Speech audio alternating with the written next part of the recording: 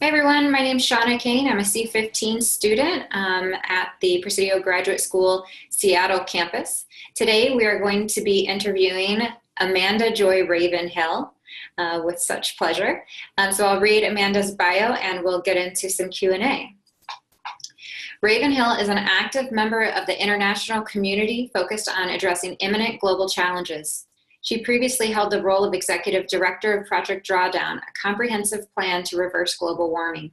She also serves as an advisor to the Center for Carbon Removal and is a member of the steering committee for the Nexus Global Climate Change Working Group.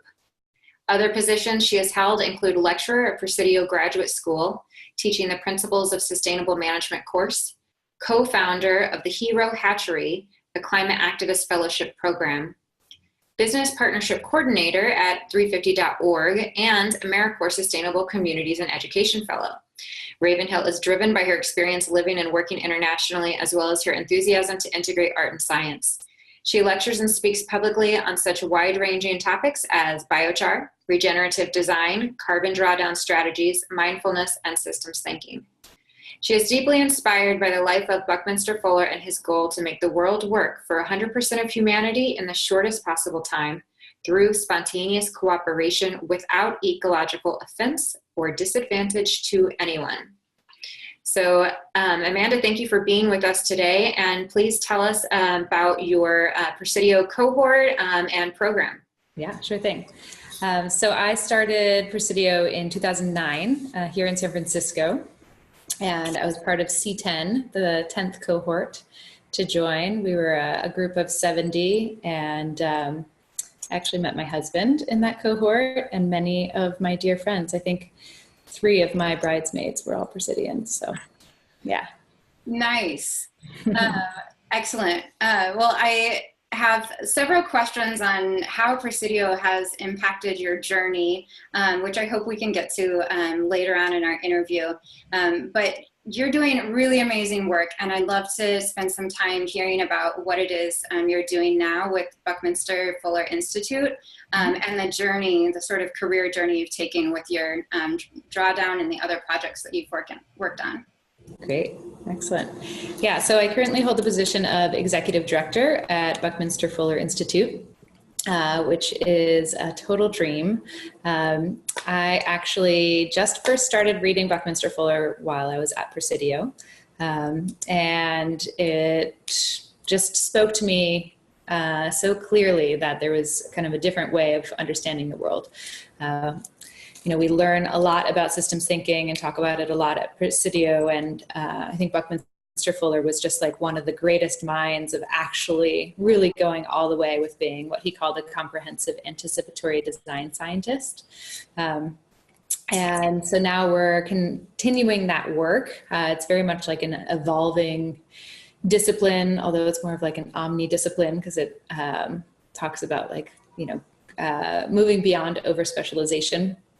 And yeah, it's an absolute treat to hold this role, and I definitely owe my success of being able to be in such a dream job to my time at Presidio. I mean, it was like just there where I learned about Bucky. I mean, I had known about him my whole life, but it was there that I really started reading his books and getting into it. And I think just a testament to how Presidio is like a launch pad to whatever you want to do in the world. The bolder, the better. And yeah, the fact that I am where I am right now in my position and the positions I've held previous to this are definitely directly linked to my time at Presidio. Wow, that's awesome. Yeah. Mm-hmm.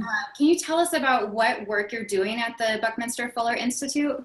What exciting projects are you working on right now? Yeah. So we're just celebrating our 10th year of the Fuller Challenge.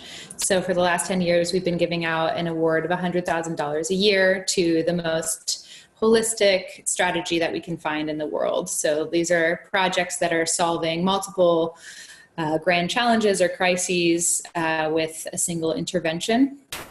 So we're about to give away the 10th $100,000 prize. It'll be $1 million. And we've highlighted some of the most cutting edge thinkers. So one winner was this project called Green Wave, which is in New York. They do ocean farming. So they have a zero input ocean farming system where they farm kelp and shellfish, and are in the process cleaning the local ecosystem, sequestering carbon. Kelp can sequester up to 5 times more carbon than land plants. They're supporting local fishermen who maybe don't have as much livelihood because of our fish stocks being depleted so dramatically. 80% of our fish stocks around the world are exploited at this point. And then they're also working on feeding it to livestock. So kelp can be used not only as food, but as fuel and as feed and as fertilizer. So they're looking to feed it to livestock, and in some cases that can reduce methane in cows, which is, a really big contributor to climate change. It can reduce it up to 80 or 90% even in some cases. So it's this one intervention that addresses the economy and, livelihoods, local ecosystem, global ecosystem, and just really weaves together this integrated approach. So that's the type of project that we've been finding and funding. And we also have a Catalyst program, so the 20% the 20 top percentile of our candidate pool of our applicants every year get into the Catalyst program, which is like kind of an incubator program where we give them links to follow-on funding. We fast track them to other accelerators like Echoing Green, and further support them in as many ways as we can. And that's something that we're growing in the new year, which I'm really excited about. Excellent. Can you tell me a little bit about the history of the institute that you work at? Mm-hmm. Yeah, so Buckminster Fuller, for those who don't know, was called the Leonardo da Vinci of the 20th century. So he was a polymath, systems thinker, really the grandfather or one of the grandfathers of the modern ecology movement, and also the techno-utopian movement. So he kind of saw the integration of technology, ecology, humanitarian issues, was really, like he said, like he called himself a comprehensivist. And so he passed away in 1983, and that's when the Institute was founded, and it was founded by his family in order to, preserve his legacy and continue his work. And we've done some really incredible projects over the years around education and finding the design scientists that are out there doing this work around the world. So yeah, it's been an incredibly successful institute, and there's even more potential now that we have the urgency of today, for one, but also the understanding. He talked a lot about gestation periods, how it would just take a while for everyone to catch up with what was really going on. And he said in 1973 that we had just passed this critical threshold where we actually have enough to go around. It's now technologically possible to take care of everyone in the world at a higher standard of living than anyone could possibly ever imagine.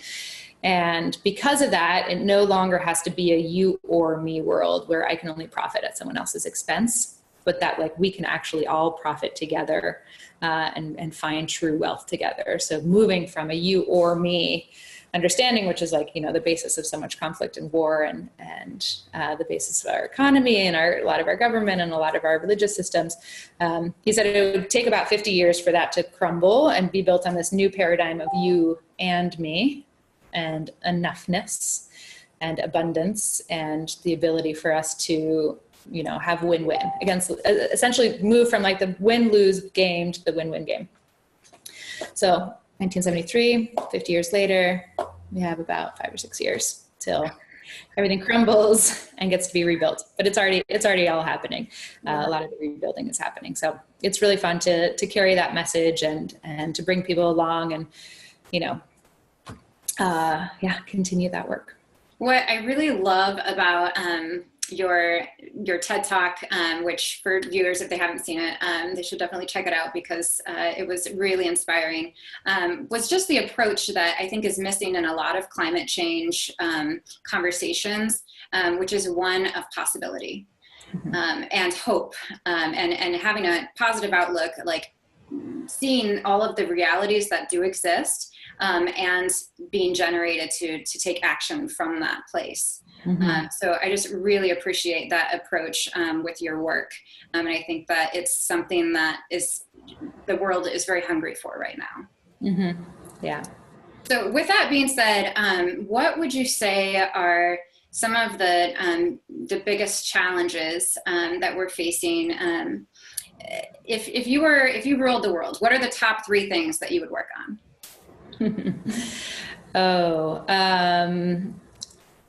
Being a systems thinker, I would go to the root, which is kind of what we're doing, is definitely what we're doing with this next iteration of the Buckminster Fuller Institute. We're launching a new program in the new year called Spaceship Earth. And it's really about educating more people to become systems thinkers. So I think that's the kind of the root, one way to identify and put words to like the root cause of a lot of the instability in the world right now is just people being overly specialized and siloed and overly centralized too. We don't have very resilient systems. And then also just the tension and almost fear in some communities of like humans versus nature that we're, that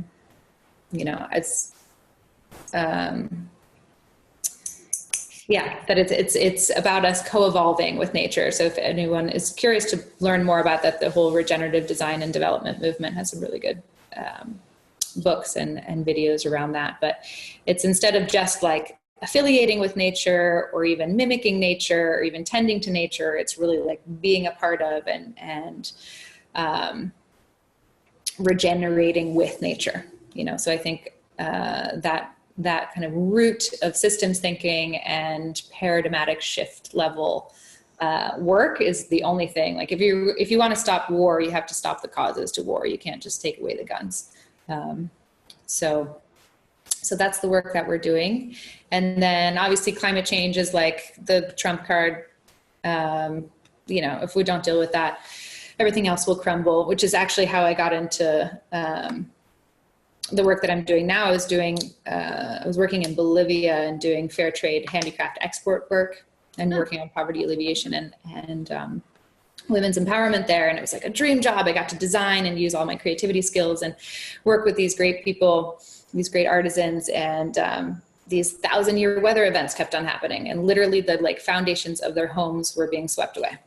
Wow. And I was like, it doesn't matter how many bags I export from this country and how much money we can get these people. It's literally the foundation is being crumbled underneath them. So I realized that there's like this coefficient or like exponent on the equation of human progress that is climate change. And if we don't deal with that, then like everything else will crumble. And it's like a time issue. Like, so we need to do this like mimetic shift of moving from me to we, but also we just need to like balance the carbon cycle, which is why I worked with Paul and got Drawdown together with the help of so many Presidians. This was born out of the class that we taught together. Really? Mm-hmm. Yeah. So Paul and I, we started talking about it before while I was lecturing Awesome, the introductory course, Principles of Sustainable Management. And Paul was interested in coming to teach, and then we came up with this idea, and he was like, okay, yeah, let's go and let's teach and let's work with the students to help like write this book. And we thought we could do it in 6 months.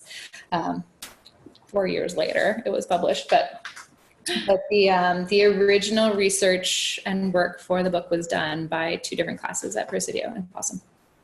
Excellent. And it's such a great, it's accessible to so many different people. It seems like it doesn't, you don't have to have the expertise that a lot of other climate types of climate solutions books have. And I love that. And I love just the look of it is very clean and inviting. Mm-hmm. It's really neat. Can you talk a little bit about your involvement in that project? How did you go from I'm teaching in the Presidio classes and talking with Paul to we're going to create a book together? Mm-hmm. Yeah. I mean, the book was like very early on in me and Paul's conversations. We just like wanted to build the movement and really push the field of sustainable business along some. And we were talking about like, how do you write the next thinking and systems book, or how do we write something around regenerative agriculture? We actually came up with a book called Carbon at first that was 56 stories about carbon. And the first line of that book that I wrote was carbon is the element that likes to hold hands and collaborate. So it's this whole book about like the fact that we've been demonizing carbon, which is like the building block of life, and that it's not about decarbonizing our entire economy. It's about like recarbonizing the right pieces and bringing carbon back to life. So that was one book, and we were exploring that. And then Drawdown came up, which is an idea that he had for a while, and some work that I had been doing at Presidio, which was like, what's the plan? Does anyone have a plan? Like, you know, and Greenpeace had this part of the plan, and International Energy Agency had this part of the plan, and some of the carbon, you know, sequestration soil people had some parts of the plan, but there wasn't a comprehensive plan. No one had added it all up with everything, including population and women's empowerment, which was, you know, what I was working in before. So yeah, so we put it together, and it was, you know, it was a lot of blood, sweat, and tears for many years, and yeah, just like took some grit to get it to the place where it is today. But it was so worth it. Thank you for putting it together so that we can all, the world can all benefit from it. One comprehensive guide. It is very readable and a really great resource. Yeah. I'm wondering how is it being used now in business and maybe in policy? And then what are your hopes and dreams for how it might be used? Yeah. So the thing I'm the most proud of with Drawdown is that we hired a man named Chad Frischman, who's our director of research. And he put together this fellowship program and the model that all of Drawdown is built off of. Like he's the brains behind it all, and so much more. I mean, he really made the project happen. And so he is continuing to work with all of the senior fellows that came together around the project. So we had over 60 fellows, I believe, from 25 countries or so around the world, most of which have PhDs and are subject matter experts in all of these solutions. And he's still working with a lot of them to continue the work and update the models. And those will be available sometime around the new year, I believe. And then those are being used by various people in policy and business and around who will be able to take them and extrapolate, you know, strategy from them. So some of it's just like, you know, people will read it and they'll just get one little piece like, oh, wow, agroforestry. I had never even thought of that as a climate solution, and they'll go and run with that. Other people are going to like really get into the numbers. And I think that's, at least for me, a really exciting piece is letting people see the back end of all the really great modeling that's been done by these fellows over the years.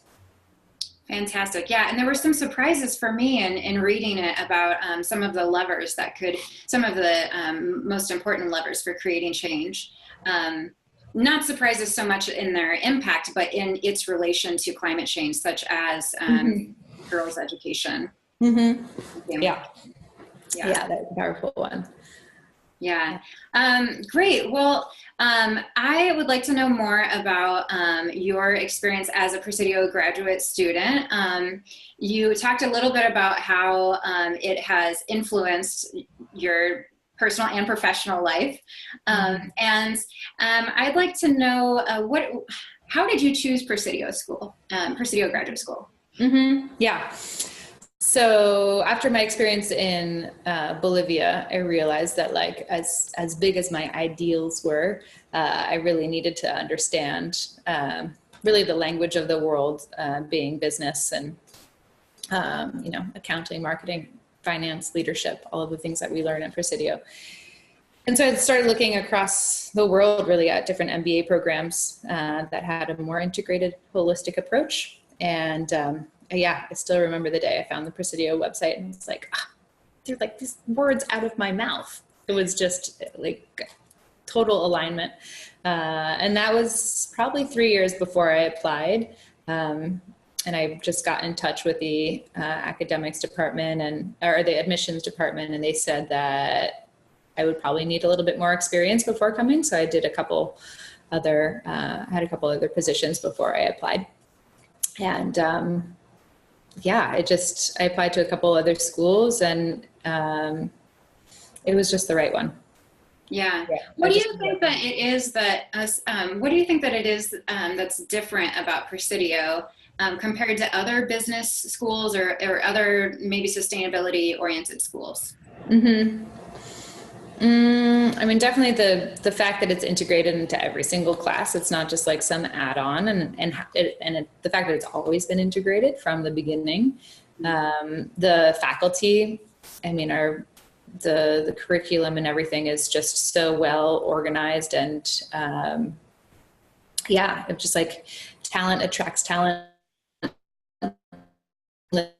It's created a culture of leaders. If you look, I often go to these meetings here in the Bay Area, and I'm like, oh, look, there's all of these Presidians. Like, people make fun of us often in the wider community, because they're like, oh, of course you're from Presidio. Like, all of the leaders, all the chief sustainability officers at all the major companies here in the Bay are all Presidians. I was at an event the other night with the North Face. They just launched this climate beneficial beanie with wool that was carbon farmed. So it's like a carbon negative regenerative consumerism project, which is like such a dream. And a current Presidio student worked on the project, and then two other Presidio students who are at the North Face now were working on it. Nick Astor, who's a Presidio student, was moderating the panel, and then my husband and I were there. I think there might have been one more, and we're just like, yeah, we took a picture. We were really excited. And this happens at conferences all the time too. I mean, we're some of the leaders, and Presidio's prepped us for that. And it's like pretty clear to see how powerful it is. Amazing. Yeah, you guys took over the conference. Yeah, it happens all the time. In addition to the really great curriculum that Presidio has, are there aspects of the culture that you find unique or that you are proud of as a Presidian? Mm-hmm. Yeah, it's a really tight culture, very friendly. It's not rare that I found my husband there. I think there's maybe 12 married couples, and maybe even probably more with the partnership with Pinchot. Anyway, we get along really well. It's like, it's birds of a feather. You come and you're like, oh, my people, especially those of us who are systems thinkers and always have been. Like, a lot of us have gotten, have been given a hard time in our life. Like, why don't you just focus on something that you like? Like, when I was little, one of my brothers was really into the Civil War, and the other one was really into whales. And I was always into everything. And I remember being given a hard time for it. And it's like, because I'm a systems thinker, I'm this expert generalist, as some people like to call it, this comprehensivist, this like synthesizers. And so we come to Presidio and we're like, oh my gosh, I belong. Yes. What a great feeling that is. And then obviously like the culture of fun, and just like the social element of it. I know there's a Presidio professor that went on to teach at another MBA school here in the Bay Area, and she would call break, and everyone would just like look down at their phones and kind of like avoid eye contact with one another. And she just realized just how lively and connected and vibrant the Presidio culture is. But it kind of took her stepping back and going to another MBA school to realize just how different it is. Excellent. That's been my experience 100% as a current student also. Yes. So two more questions. First, if you were to give advice to someone who's considering coming to Presidio Graduate School, what advice would that be? Like they've already decided to come, or they're deciding whether or not to come? They're deciding whether or not to go to grad school at all, and then which school to attend. So they've checked out the website, and they're just not sure if they want to take the next step and if this is the right step. Got it. Yeah. So if they've gotten to that point, they probably are pretty aware of what the dire situation is at the moment. It's pretty freaky. The crises that are upon us around the world. We don't really have too much time to turn this ship around, but it's going to take a lot of bold and courageous leaders to do so.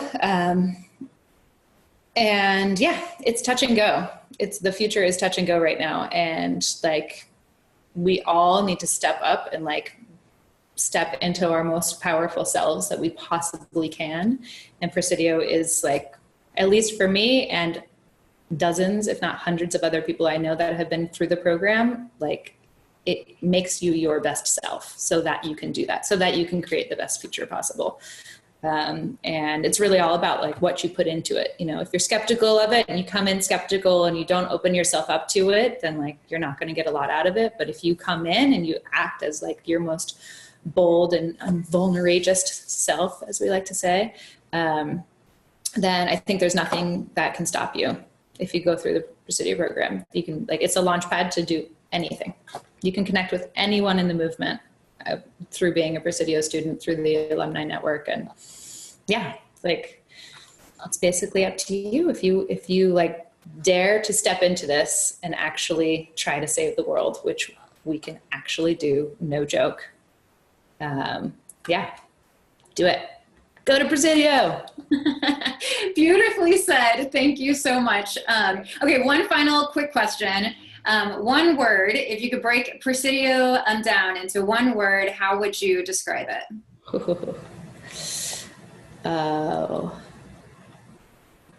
Critical.